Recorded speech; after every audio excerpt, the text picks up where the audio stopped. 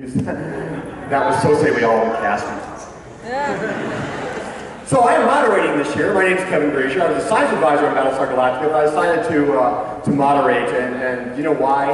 Let's start with a joke. Knock, knock. Who's there? Kevin Graizer. That's why I'm moderating.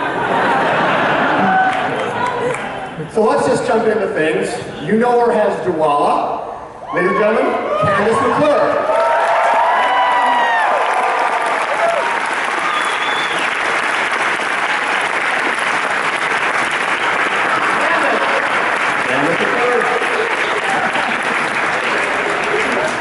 Kandyse.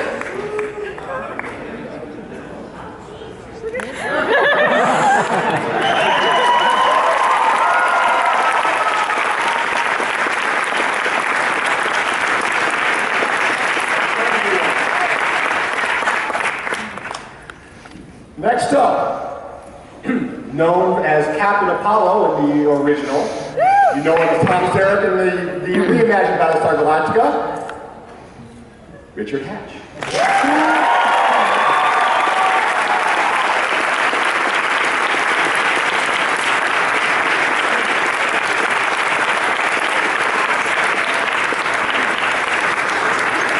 What do you say to this next panelist? I get nervous just being around him. He's the Admiral, James Olmos.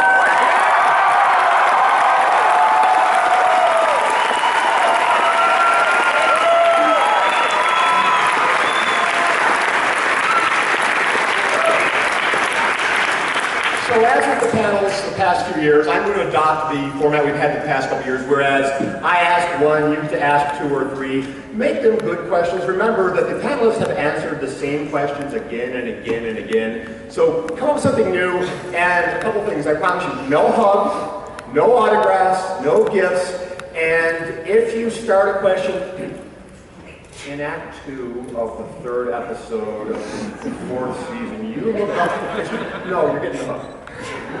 So make them good. So say we all.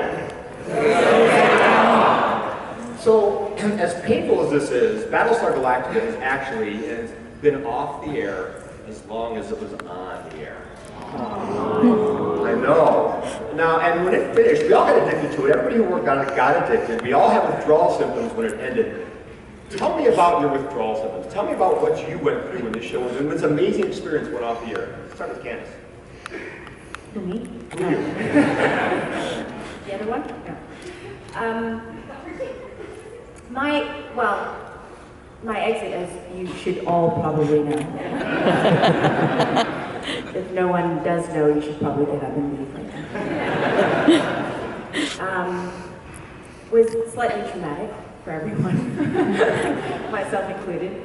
And I have to be honest, I had to walk away from the show almost entirely when I left. I had been living it for so long, and I'd gotten a beautiful opportunity to say goodbye to the character and goodbye to my fellow cast members, and that was sufficient for me at the time. And I just took time to myself. You know, living a character like that for so long as an actor, you do have to take time to kind of separate yourself once again, and to find out and remember who you are and who she was, and separate the two of them and get back to yourself. So there's sort of an emotional cleansing that happens. And I just missed everyone. So, you know, being on set or seeing clips or watching old shows got me a bit teary.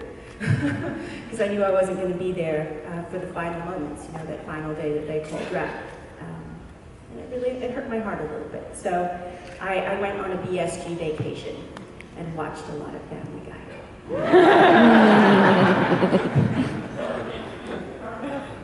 Richard, you too.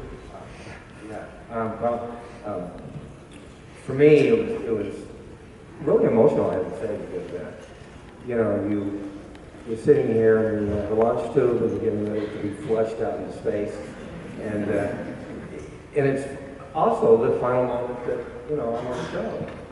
And, you know, after spending kind of almost 35 years with this series, this story, and, you know, we actors, we go from project to project, and every once in a while we get fortunate enough to be part of something that means something deeper to you. something that you care about, something that says something that you want to say as a human being. And so that story, the mythology, the backstory, the epic journey through space, struggling to survive, all that stuff I related to. And then the political elements of it, of course, I got very much into that because I find so often that sometimes, you know, this democracy that is of the people, by the people, for the people, tends to not be by the people, for the people, of the people. And, you know, so often we don't get involved in our political process. We don't make our governments accountable. And I think all of that stuff touched me as Richard Hatch through Tom Zarek. And so I had a more personal stake, I guess, you know, in the show than normally I would have in most of the stuff that we get a chance to do.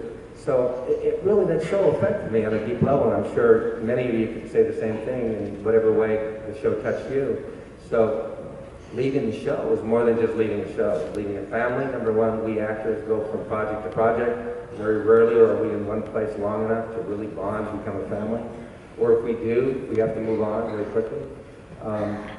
Here was a place that we could come home to, you know, every year and know that you're going to get to hang out with some incredibly visionary, creative, very talented people, getting to make something that you cared about. And every year you look forward to that. Even when you're not working, you knew you were coming back to do something special.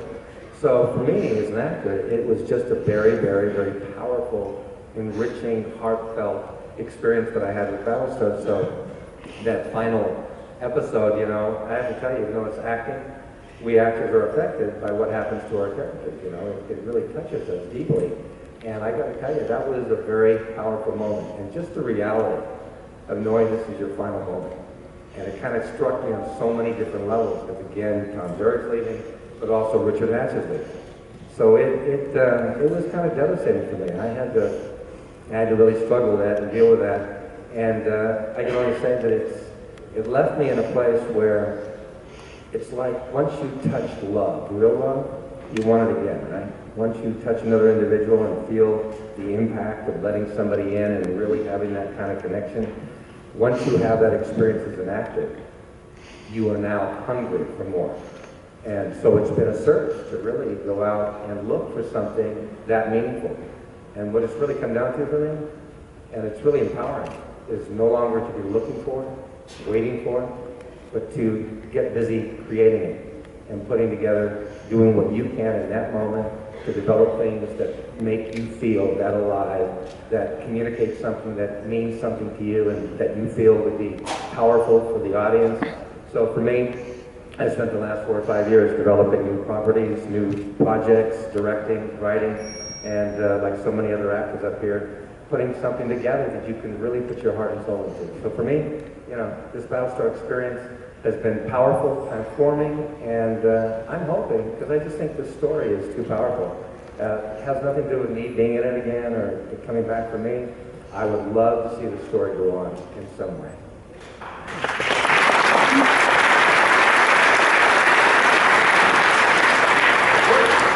Good morning.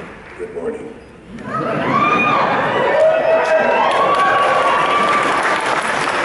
I will say that what Richard just said, and Kandyse, I mean, it goes for all of us. I think I'm very lucky.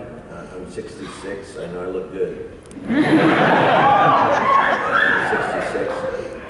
So 5 years ago, I was 61 when the show went off the air. And I was very fortunate to receive what Richard has just talked about, the love that you have for life and the feeling that you get from doing something that really moves you to the point of where you find and search out and try to get that feeling again. Well, that happened to everyone on the show. But I only have to carry it for another maybe 50 years, 45 years, you know, if I make 120 or just 115. But my feeling, and I said this to everybody, cast and crew really, but really the cast, is that I had never experienced anything like this. I had done a lot of work. I've been very fortunate. I've picked my material, and I've developed my material since 1981 with the Ballad of Gregorio Cortez. Right after I'd done Blade Runner, I picked the next thing I did, which was the ballad, And then from then on, I've been developing my own pieces and producing them and just directing them and writing them and acting in them whenever I could. And it's very difficult because I make one every 7 or 8 years. It's very difficult to do this. But so I've been inside of it, but nothing attacked me like this did. And it had to do with the story, and it had to do with the people involved. And so when this finished, it was radical. It was a radical ending, and it was, we haven't let go. None of us have let go. We see each other 5 years later. I talked to Hogan 4 days ago. I hang out with Kandyse almost every day. Bamber, whenever he's done in London, he's at my house. Kandyse actually lived with me for about 7 months. And that's Baltar for all you freaks.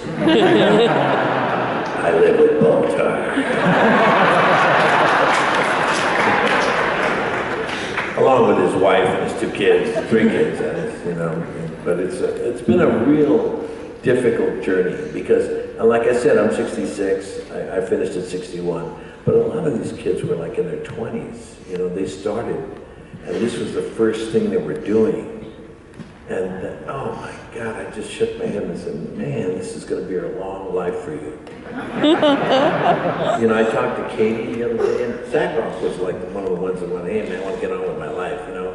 I talked to her, I'd say, about 2 months ago over at Trisha's house, and they invited us over there. We were all over there eating and drinking and just talking about other stuff. But man, it always was at the very tip of our understanding. And then finally Katie just says, man, I really miss it. And I never thought I'd say this like this, but man, I really miss it. I said, man, you know, I do too, a lot.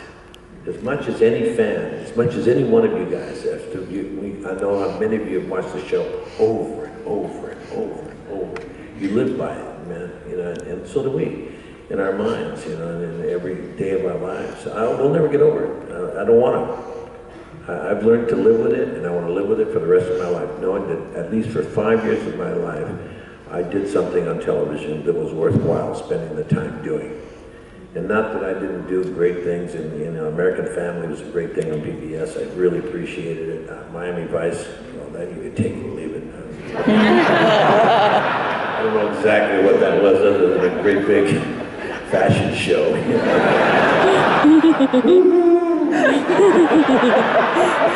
Look at my Armani. Versace's better than your Armani. That's like if I wore a wash and wear Woolworth's suit special for $80. I'll tell you, but yeah, I agree with Richard, I agree with Kandyse. She had to break away from it because she left the show earlier than we did. I was there in the very last moment of the very last day, and it was brutally difficult. I mean, even to this day, when I'm with Mary, and Mary and I hang out a lot together, Rosalind. Laura and myself hang out a lot together, and she invites me over, and I've become one of her closest friends that she's ever worked with. I see myself over there a lot more than I see anybody else over there when I go over there. So we'll see our other stars. You know, Cosner's not over there every week. So I would say that it touched all of us. So to answer your question, we are all on the same tree. Look at it, it's 11:30, the very first conference, the very first, you know, panel, and this place is jammed. You know, you guys are on the same boat we are. Welcome aboard, just so we are.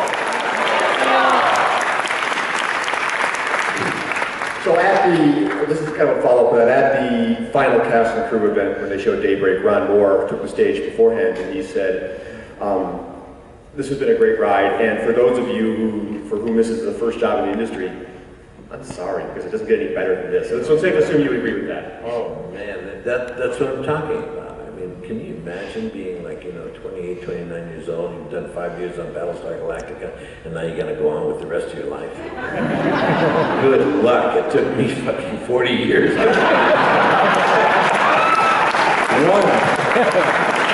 Now you're gonna be searching for the rest of your life.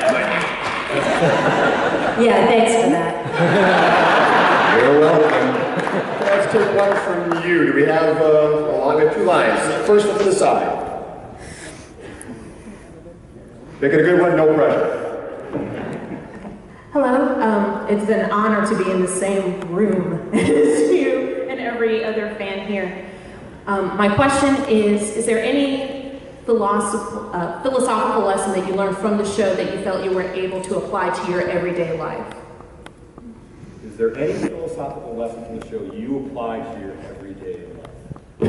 So Battlestar food.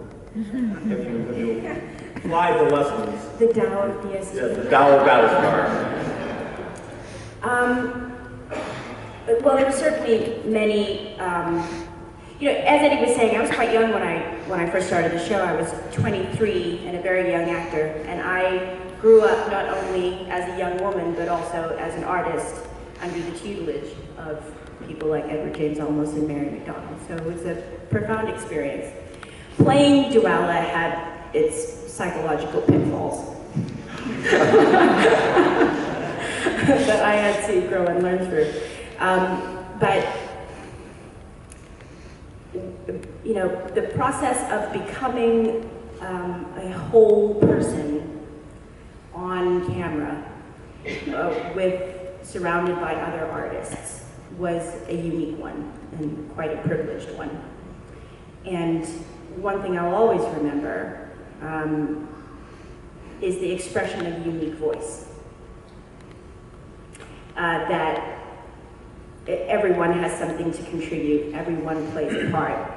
You know, on that ship, there weren't many of us, but we all did what we could. We all came with our own ideas and philosophies and skills and challenges and upsets, and that's how we got along as humans together. So the uniqueness and the necessity of how different and complicated people are and how necessary all those roles are was something that I took away from the show in general. But there are a myriad of things that I could answer that question with. But I think that was one that sticks out in my mind.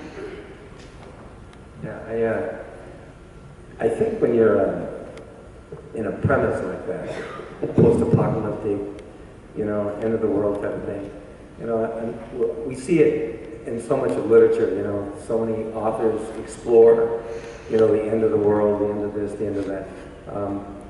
And I think all of us have some of that on our mind about what would we do? What would we do if we were on a battlefield fighting for our lives? What would we do if all of a sudden the world went crazy? What would we do if all of a sudden, you know, California, we were talking to some of the FEMA people, and they actually, with all the research they've done, so there's going to, their research tells them in the next 10 years there could be a major upheaval in California, and they're planning where would they do, what would they do, who could they deal with first, and in many cases they couldn't deal with the people first. It might be 3 months of having to be on your own, right? Thinking about being on your own for 3 months, surviving for 3 months. You know, I know people stockpiling guns, stockpiling food for 3 months, doing all this kind of stuff. Believe it or not, there's more people out there than you know. The question is, Battlestar really puts you in that circumstance where you're wondering, what would I do? What would come out of me? You know, we all think we're the hero. We all think we would do the right thing. And what you learn in this show is that the very best of us are capable of doing the very worst thing imaginable under the right circumstances. And then you have to live with it and find a way to forgive yourself to move on, because sometimes the very worst of you sits right next to the very best of you. And you can shift back and forth between those two extremes, and you have to make peace with that. And we're living times of major change right now. And you know, on some level, I think it's not too far from all of us thinking about if things went crazy, things went nuts, what would we do? Would we show up? Would we be that person we think we're capable of being? And so for me, I think the biggest thing from Battlestar that I kind of got from it was that you really have to make your peace and learn to stop trying to see yourself in some narrowly aspected way. You know, like when you look in the mirror and you only look at yourself from a certain angle because you like your face from that angle, right? And then you see yourself on TV and you got to look at yourself the way everybody else will see you. Not too many actors like themselves when they see themselves on the screen. It takes a long time to kind of deal with all your imperfections. I think what I've learned is that we've got to embrace both the good and the bad, all of it, because at the end of the day, we're human beings. And we're capable of doing extraordinary things. Extraordinary things. And you might fall down and be the coward and run away one moment, and the next moment turn and save 10 people. You know, you don't know. But I do think that we have something extraordinary inside of us, and sometimes when those kinds of events happen, that's when the door opens and we show up and we find out who we are. But we have to learn to love all sides of ourselves, make our peace with all sides, and know that again, at the end of the day, we're pretty amazing human beings. And I think I'm very optimistic. I think no matter what happens, I think somehow, some way, the very best of us will ultimately rise to the surface and triumph. That's my feeling. Yeah.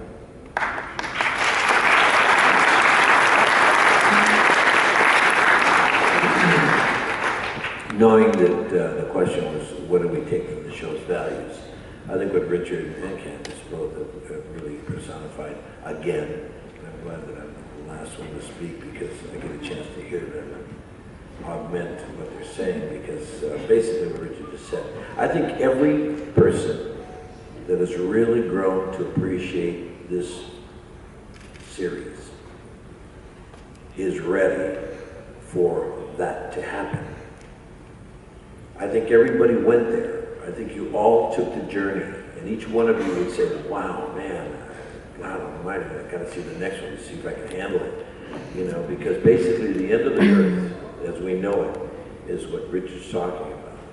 And look, what's happening in Syria is not a joke. Are we really gonna fire something at them to show them that we mean business? That's the Admiral would not do that.